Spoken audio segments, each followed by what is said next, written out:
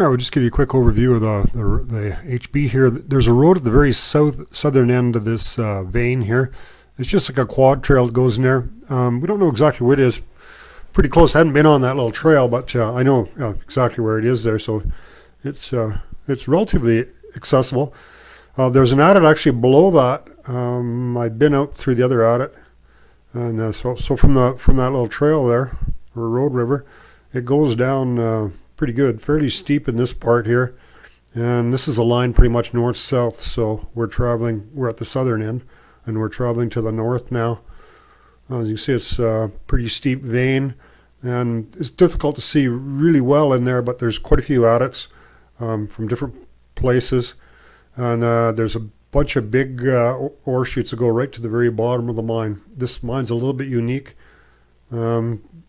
because they go right to the very bottom, doesn't go to intermediate levels. There's a big hole and a smaller one above that. I've been in both of those. I came out through the smaller one from the very bottom of the mine, and it connects to that bigger one, and it goes in quite a long ways from there. You can go right to the hoist levels, and there's huge ballrooms underneath there, very large, big ore chutes, pretty extensive development under there. That's about the mid part of this open stope. There's kind of a little bit of a bridge there, which is not quite as deep there. You can almost get across there. And then as you keep traveling to the north, it goes back down into another pretty deep pocket. And there's another ore pass going down from there. One of the hazards is quite a bit of, it's pretty steep there and a fair bit of loose rock on there.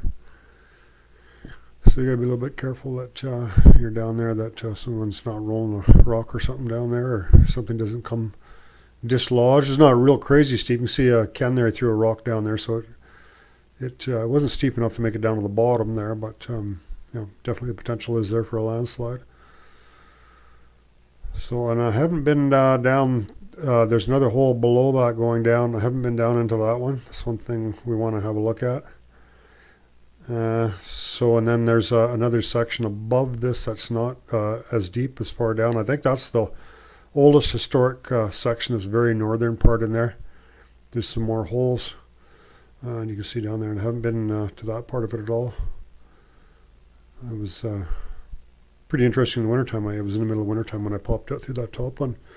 From the very bottom of the mine, it takes about 3 hours to go up through the mine to come out through that top hole, so it's quite a long ways through there. It's a big mine. There's a picture of Ken up at the top there. Pretty interesting how this drone really gives you a good overview of what you're looking at. The coordinates that I have would have been about where that big hole is. I'll give you the coordinates for that. The longest and the last for that be the middle of the mine. So there isn't any place where you can actually drive a pickup right beside that or anything. So I don't think there's very much traffic into there. And there's there's a couple more I don't know, adits or shafts, I'm not sure, going from here. And they just travel all the way right down to the bottom of the mine. Now I think that's the oldest part, this northern part, the original part of it. Looked like it was pretty old in there. I was underneath there a little bit, but it didn't come out. The elevation here is about 3,700 feet, so you're about 900 feet above the Remac. The Remac, I think, is 2,800. So this is where the road, you see the road about the middle part there. There's a kind of a switchback there. It's only, I don't know, maybe 100 meters or so from there to that edge of that vein. It's not very far. And then you see another little trail through the bush. It's just like kind of like a quad trail. You have to look really close to see where it is. And that's that little trail you see at the very beginning of the video. It comes to the very southern part of that vein.